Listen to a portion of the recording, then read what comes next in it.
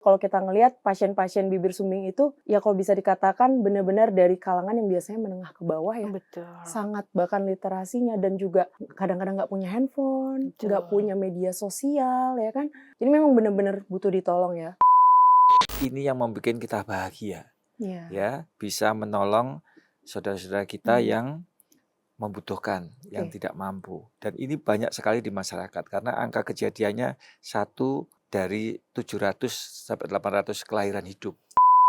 Kita melihat anak yang sebenarnya sangat membutuhkan bantuan kita dan informasi yang mudah dipahami bahwa anak ibu bapak itu perlu dibantu segera karena nanti perkembangannya juga akan mempengaruhi bagaimana nanti mereka bersosialisasi.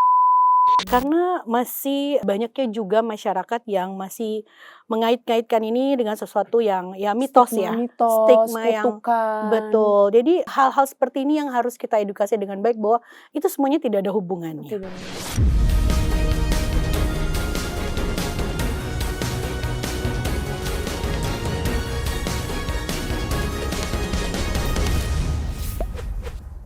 Halo, selamat malam pemirsa. Jumpa lagi di Weekend Sehat bersama Dokter Ngabila.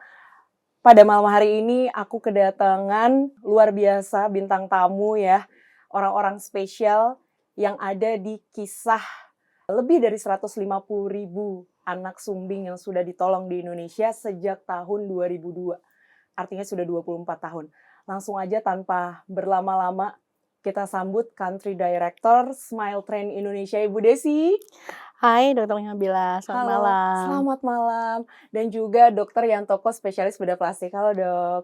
Ya, halo Dokter Ngabila. Sehat Selamat malam. ya? Alhamdulillah sehat. Ini biasanya kalau ngobrol sehari-hari itu santai, kayaknya ini agak tegang ya Bu Desi sama Dokter Yantoko. Padahal mah biasanya wah luar biasa deh pokoknya. Luar biasa. Bu Desi sendiri gimana aktivitasnya sehari-hari sekarang gimana? Seperti biasa masih dengan sama, kita selalu sibuk dengan beberapa kunjungan kita ke rumah sakit yang bekerja sama dalam program Smile Train dan juga melakukan pertemuan-pertemuan dengan beberapa dokter yang tentunya sangat aktif untuk membantu program kita di Indonesia. Ya, jadi Smile Train ini adalah yayasan yang sangat concern di seluruh dunia mengenai pengentasan bibir sumbing, ya udah ada di 82 negara, dan Bu Desi sendiri sudah terlibat di Smile Train sudah berapa belas tahun Bu? Saya officially di Smile Train Indonesia itu di 2012. 2012. 2012. Berarti udah 14 tahun ya Bu ya? Ya hampir 15 tahun, saya baru celebrate 15 tahun, namun sejak ada secara langsung Smile Train Direct ya dengan beberapa pimpinan kami di Indonesia pada saat itu, saya sebenarnya sudah aktif dari 2007. 2007. Luar biasa Bu. Aktivitasnya Smile Train itu kira-kira ngapain aja sih Bu biar masyarakat tahu nih? Iya, Smile Train seperti tadi Dokter Ngabila bilang bahwa kita adalah international NGO yang fokus pada penanganan bibir sumbing. Salah satunya di Indonesia. Nah, aktivitas kami adalah tentunya menjalin kerjasama dengan rumah sakit dan para dokter-dokter juga yang mumpuni dalam bidangnya untuk penanganan bibir sumbing. Ya, secara rutin tentunya kami juga melakukan komunikasi aktif bagaimana dengan kegiatan program sumbing di rumah sakit yang sudah bekerja sama dengan Smile Train.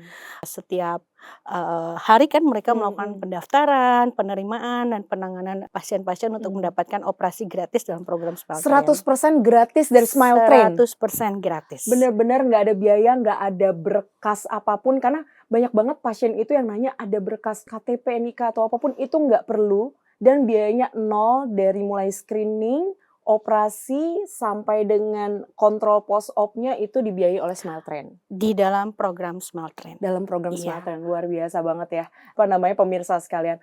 Dan juga tentunya makin kesini tuh banyak masyarakat yang, saya tuh sedih banget ya, kayak nanti nih Bu, kita akan jemput pasien yang mau dioperasi Smile Train dong Dokter Yantoko.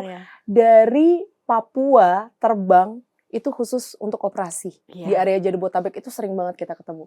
Terus juga kalau kita ngelihat pasien-pasien bibir sumbing itu, ya kalau bisa dikatakan benar-benar dari kalangan yang biasanya menengah ke bawah ya. Betul. Sangat bahkan literasinya dan juga kadang-kadang nggak punya handphone, nggak punya media sosial ya kan.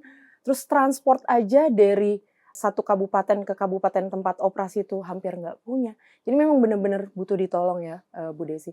Terus juga akhir-akhir ini Bu, gimana Ibu melihat bahwa pasien yang dia sudah didiagnosis bibir sumbing oleh dokter Opjin dari dalam kandungan? Itu mulai banyak nih akhir-akhir ini yang dia menghubungi dan itu cukup membuat galau. Nah itu kira-kira bagaimana penanganan? Kita tanya Dokter Yantoko dulu nih. Dokter Yantoko, aku mau tanya dulu sebelumnya. Dokter Yantoko udah bergabung di Smile Trend itu udah berapa lama? Ya, saya di Smile Trend itu sejak lulus ya sebagai dokter bedah plastik tahun 2009.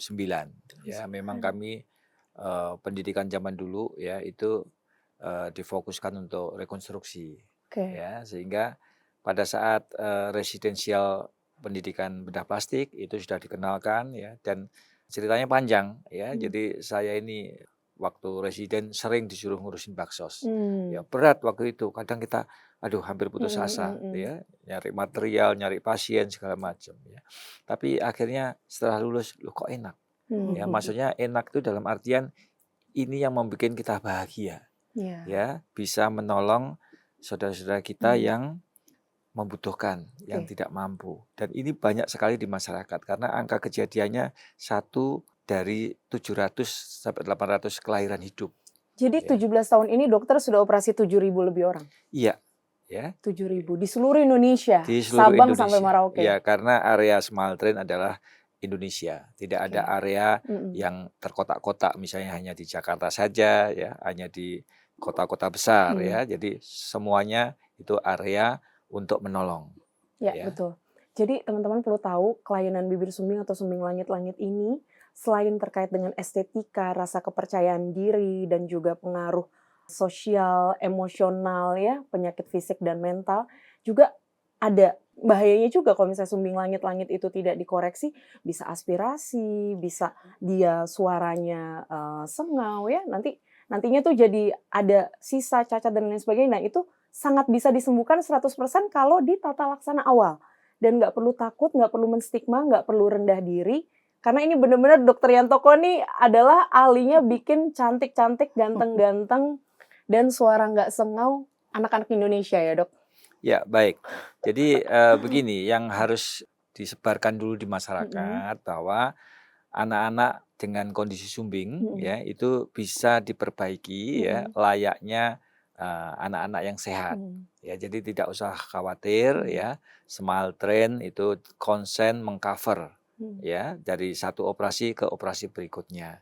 Asal ada syarat-syaratnya ya. Syaratnya untuk operasi bibir ya itu yang harus diketahui adalah usia 3 bulan dengan berat badan 5 kg ya. Kemudian pada saat operasi langit-langit yaitu usianya 1 tahun dengan berat badan kira-kira 10 kg ya, karena itulah optimal untuk operasi ya. Mengapa langit-langit tidak dikerjakan di usia 1 bulan 2 bulan gitu kan? Karena banyak ruginya. Kalau kita bisa menunggu yang optimal, kita akan tumbuh yang optimal. Itu rule dari Smile Trend yang sangat memperhatikan anak-anak. Bu Desi sebagai country director selama 15 tahun dengan sudah membantu sekitar 150.000 anak operasi gratis di seluruh penjuru Indonesia, Sabang sampai Merauke. Suka duka dan juga pengalaman menyentuh yang Ibu pernah rasakan itu yang paling berkesan itu seperti apa, Bu?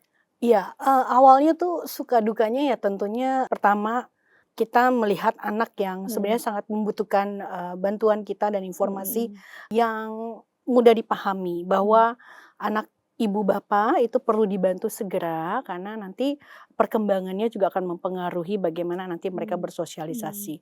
Namun kan tidak semua orang tua, keluarga, lingkungan mendukung itu gitu.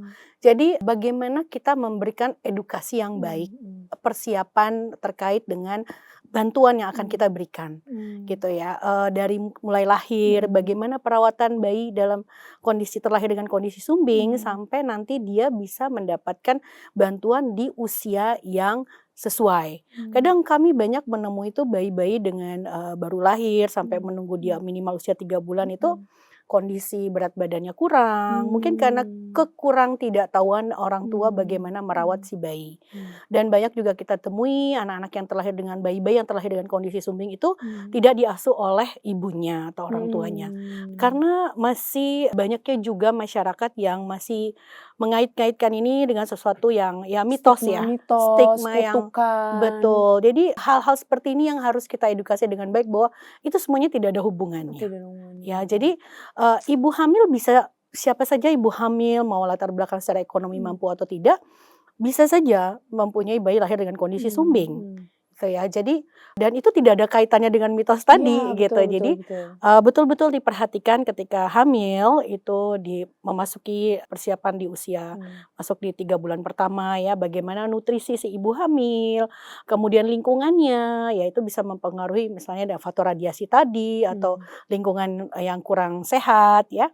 Lalu kemudian ya mungkin banyak sekali karena kurangnya pengetahuan di desa-desa, di daerah-daerah itu mungkin merasa masuk angin, pusing-pusing gitu ya, terus minum obat bebas, tapi ternyata diketahui dalam proses mengandung gitu ya. Jadi itu salah satu edukasi memberikan informasi yang baik itu merupakan salah satu tantangan kita. Dan masyarakat itu juga belum yakin bahwa benar nggak sih gratis gitu. Nanti kalau saya datang, nggak taunya saya disuruh bayar. Nah, jadi sosialisasi seperti ini yang harus kita betul-betul tekankan kepada masyarakat juga dengan bantuan dari para rumah sakit yang bekerja sama dengan Smaltren gitu. Jadi kami sangat-sangat bersyukur, berterima kasih dengan rumah sakit dan para dokter yang sudah mau bekerja sama dalam program Smaltren karena kita tahu secara publish rate mungkin apalagi rumah sakitnya mungkin sudah tipe B ya. Jadi bagaimana mereka itu membuka sebesar-besarnya, artinya biaya-biaya mereka juga tidak seperti publish rate pada umumnya, apalagi jasa-jasa para dokter gitu ya. Mereka bersama-sama dengan program Smaltren ini kita betul-betul memperhatikan untuk satu tujuan kemanusiaan, untuk kita jangan membiarkan anak-anak Indonesia yang terlahir sumbing itu tidak mendapatkan bantuan yang juga merupakan hak mereka gitu. Karena dengan sumbing mereka jadi tidak mau sekolah, ditolak oleh lingkungannya, keluarganya karena malu punya anak sumbing. Padahal kita bisa dapat membantu mereka gitu. Dan operasinya pun tergolong singkat. Ya, dan kami Smaltren sangat mengedepankan kepada penanganan yang aman, berkualitas dan berkelanjutan. Jadi tata laksana yang cepat, bermutu dan cost efficient bahkan jadinya bisa menurunkan pembiayaan pemerintah nih dalam hal ini BPJS. Dan memang operasi bibir sumbing itu sendiri biasanya 2 jam sesudah operasi bisa pulang ya, Dok? Ya, untuk yang operasi bibir sumbing ya karena cukup aman ya, risiko perdarahan sangat kecil sekali itu boleh pulang. Kalau Ya. yang langit-langit? Kalau yang langit-langit karena itu operasinya di dalam rongga mulut ya dan itu ada kecenderungan untuk berdarah ya sehingga kita akan observasi di ruang perawatan pemulihan ya paling cepat adalah 8 jam. Sekitar 8 jam, luar biasa ya. Memang sat-sat banget ya. Kebetulan saya juga dalam 2 tahun terakhir udah mengobservasi kegiatan di sekitar 25 lokasi dan itu luar biasa angka kejadiannya karena satu rumah sakit itu range-nya 15 sampai 50 peserta. Artinya memang angka kejadian sumbing di sekitar kita masih banyak dan itu perlu kita sama-sama rangkul dan berikan motivasi. Dokter Yantoko, dengan 7.000 operasi selama kurang lebih 17 tahun itu, pengalaman menarik yang menyentuh yang pernah dokter rasakan terhadap pasien-pasien di seluruh Indonesia itu seperti apa? Yang sangat menarik adalah pasien-pasien itu sangat antusias ya terhadap kegiatan ini karena secara administrasi tidak berbelit-belit ya. Seandainya ya ada perbaikan berikutnya yaitu tetap di-cover oleh Smaltren. Ya ini luar biasa ya karena unlimited ya dalam artian kalau memang itu indikasi untuk diperbaiki Smaltren akan cover ya dan mereka ingat terus ya. Misalnya di suatu daerah ya saya datang Januari ya kemudian 3 bulan lagi atau 6 bulan lagi kita datang ya mereka minta pertolongan berikutnya ya untuk operasi lanjutan ya dan mereka sangat ramah. Itu yang membuat saya senang sekali. Dalam artian masyarakat benar sudah mengerti ya, yang mengerti ya. Tapi seperti yang dikata Bu Desi tadi ada retensi dari keluarga misalnya ya. Takut ini kayak ya, takut ada kejadian apa. Tapi sampai saat ini yang saya operasi itu mortality-nya 0. 0, Ya, berarti mortality 0 ya. komplikasi pasca operasinya, Betul, ya. kematian pasca operasi itu 0. Betul ya. Kalau morbidity ya itu kan operasi itu kan salah satu sarana kita membawa pasien dalam kondisi normal. Ya, selebihnya adalah bagaimana mengedukasi rawatan pasca operasi. Nah, ini yang kita kadang tidak bisa intervensi. Ya, karena pasien itu dari jauh-jauh ya. Kemudian dia di rumah bagaimana habitnya ya, misalnya dia sudah dikasih tahu nggak mau segala macam ya, itu yang biasanya ada masalah ya, tentang fistal kayak tentang dehiscence luka kayak ya. Tetapi kita tetap edukasi melalui online, kita pandu ya. Jadi mereka senang, malam hari pun ya, itu mereka kadang itu telepon saya, kadang fit call saya. Lah Dokter yang kalau toko itu 24 jam terbuka handphonenya untuk pasien, bayangin ya. ya, Luar jadi biasa. kadang telepon gitu kan. Maaf dok, malam-malam saya panik. Oke, kita layani dengan baik ya. Oke ibu ya, WA saja, ibu foto, ibu videoin, saya akan lihat. Supaya nggak mengganggu lingkungan saya gitu kan. Tetapi pesannya tersampaikan dan instruksi berikutnya tersampaikan. Ya, saya layani dengan baik ya. Mereka, oh terima kasih dokter, ya, besok pagi kita akan hubungi dokter lagi. Oke, siap. Bu Desi, butuh kesabaran untuk orang tua yang mengasuh anak dengan kekhususan seperti ini ya. 3 bulan dia operasi bibir sumbing, kalau ada sumbing langit-langit nanti usia 12 bulan. Belum lagi, mohon maaf, kadang ada masalah di giginya, masalah bagaimana dia suaranya udah keburu sengau dan lain sebagainya. Itu program-program Smile Train atau apa sih pendampingan-pendampingan, camp dan lain sebagainya yang Smile Train sediakan tuh Bu untuk mereka? Seiring berjalannya waktu ya, awal-awal memang kita karena begitu banyaknya pasien yang menunggu program kita sampai ke pelosok-pelosok Indonesia ya, sehingga itu menjadi fokus kita pada saat itu untuk membantu semaksimal mungkin bagaimana penanganan operasinya untuk pasien-pasien yang memerlukan pada saat itu. Dan sampai sekarang pun masih berjalan, tapi diiringi dengan konsep kita bahwa kita sekarang itu sudah mulai melakukan comprehensive cleft care. Jadi dari mulai si bayi lahir, penanganan nutrisinya, kemudian operasinya, lalu setelah operasi banyak kita temui setelah operasi langit-langit ya khususnya itu bicaranya masih sangat-sangat jauh dari harapan. Setidaknya ketika dia sudah operasi langit-langit itu bicaranya sudah mulai Apalagi yang dapat terlambat lebih baik. dioperasi ya. Betul. Oleh karena itu kita sekarang ada program speech therapy for cleft atau speech therapy khusus anak untuk penderita sumbing langit-langit. Setelah treatment itu kita berikan juga, kemudian kita lanjutkan dengan perawatan gigi ortodonti. Nah, itu biasanya kita mulai di usia 8 tahun untuk ortodonti. Tapi kalau speech therapy itu ketika dia selesai operasi langit-langit, proses 3 bulan awal setelah pasca operasi, kita sudah harus mulai aktif memantau bagaimana pasien ini berbicara, gitu ya. Dan menuju itu yang kita sampaikan tadi bahwa kita tidak hanya operasi, tapi kita juga melakukan comprehensive cleft care. Memang tidak sebanyak saat ini ya, karena kita butuh proses, karena tentunya keterbatasan SDM tadi, kita juga harus mempunyai melatih beberapa speech therapist untuk khusus untuk sumbing, kemudian juga bekerja sama dengan dokter-dokter ortodonti gitu ya, bagaimana untuk penanganan pasien kelanjutan untuk pasien yang menderita sumbing. Dan seperti dulu kita lebih fokus, apalagi Indonesia ya, 17.000 pulau ya, itu salah satu tantangan yang luar biasa ya dok untuk menjangkau pasien-pasien ini. Mungkin tadi dokter Ngabila sudah menyebutkan ada pasien dari Papua ya.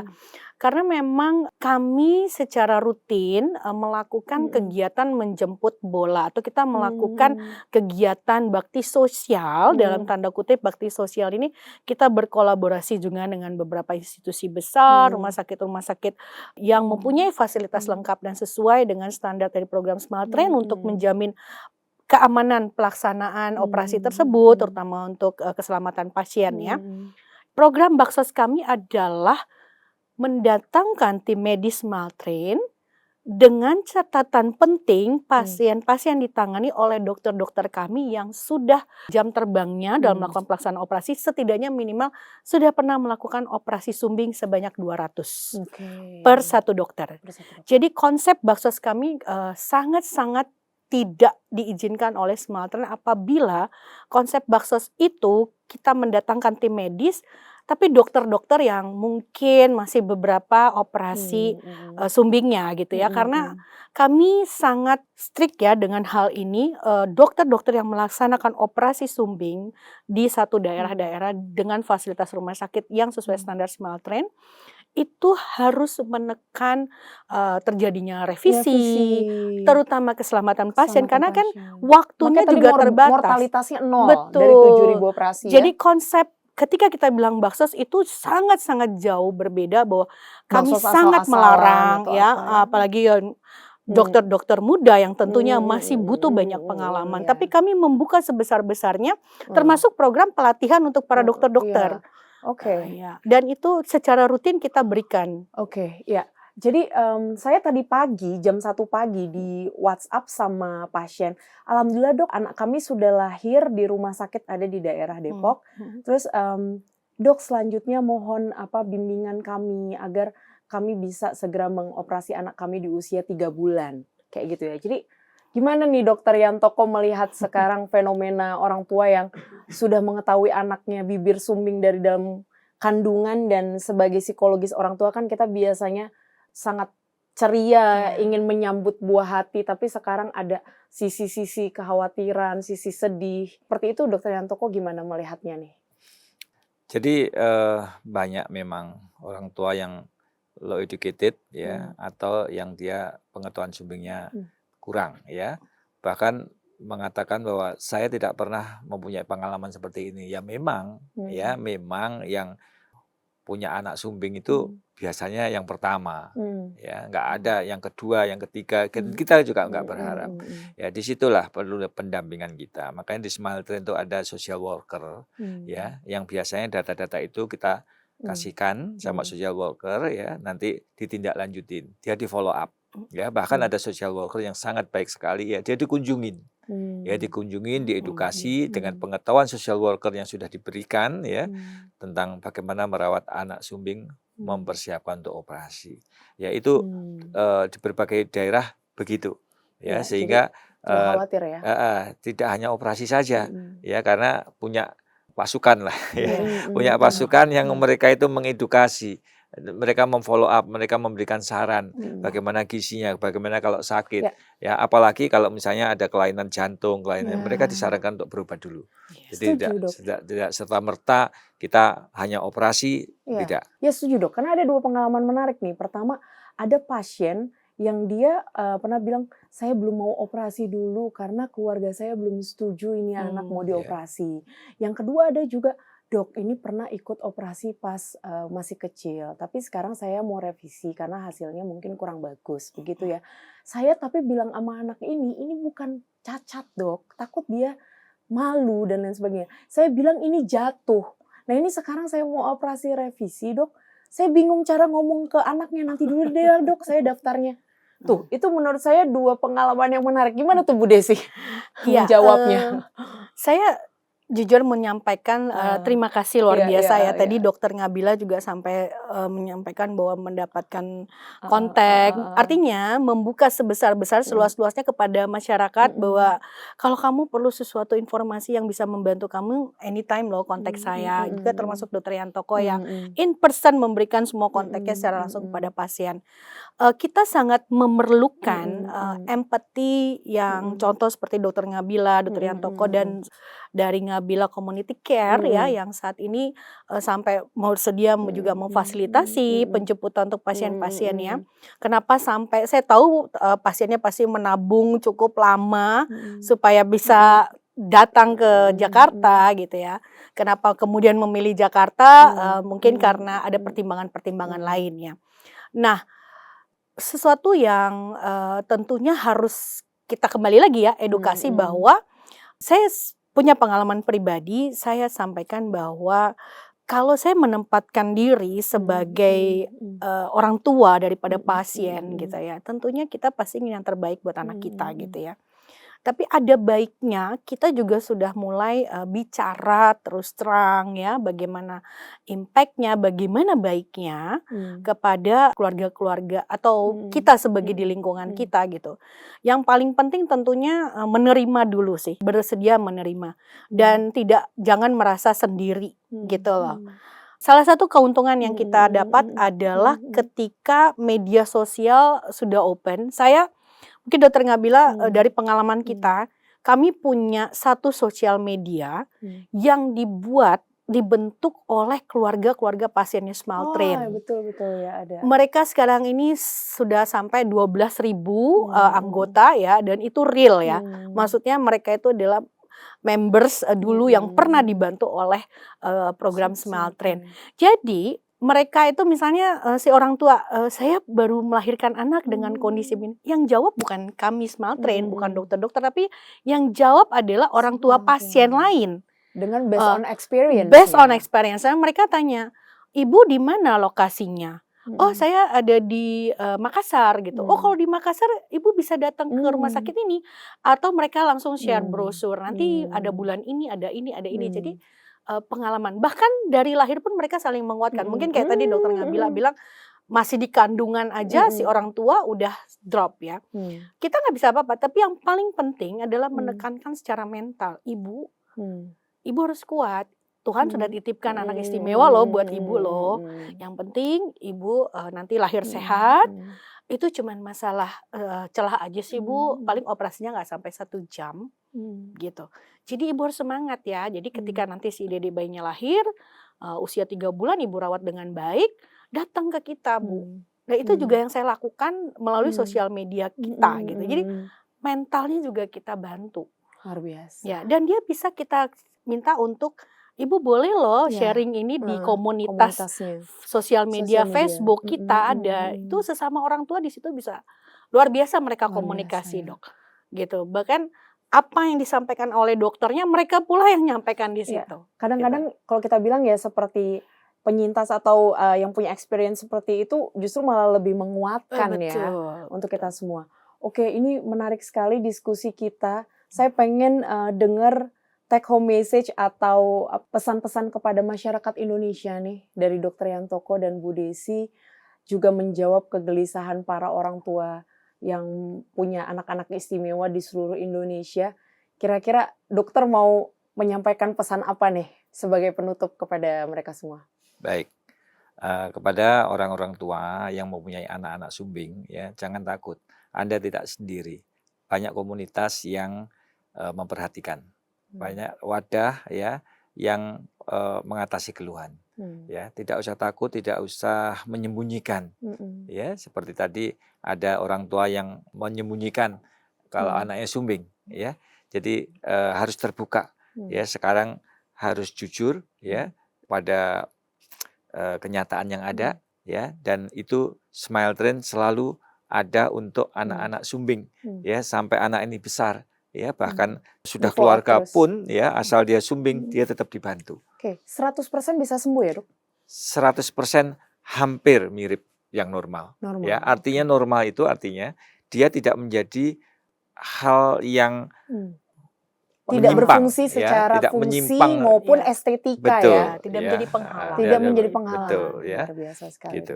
Oke, Bu Desi, silakan pesan-pesan untuk masyarakat Indonesia. Ya, tentunya pesan saya adalah melalui program Smaltrain di Indonesia, bersama-sama kita changing Indonesia one smile at a time. Wah, luar biasa banget ya. Benar-benar senyum-senyum indah, cantik, ganteng itu lahir dari anak-anak kita. Ya, tentunya bersama-sama kita bisa mewujudkannya. Ya. Luar biasa diskusi kita di malam hari ini. Jangan lewatkan untuk besok kita akan kedatangan tamu yang lebih spesial lagi. Demikianlah Weekend Sehat bersama Dr. Ngabila. Mohon maaf jika salah-salah kata dalam penyampaian. Ini soalnya saya canggung nih ngegantiin Pak Vincent nih terus terang nih pertama kali. Ya, tapi semoga tidak mengecewakan. Oke, demikian. Sampai jumpa di episode berikutnya. Terima kasih. Assalamualaikum warahmatullahi wabarakatuh. Ya. dan pasti kita pengen ekspresi mengedepankan estetika. Kan dokter sampaikan. jelas tadi mendengarkan.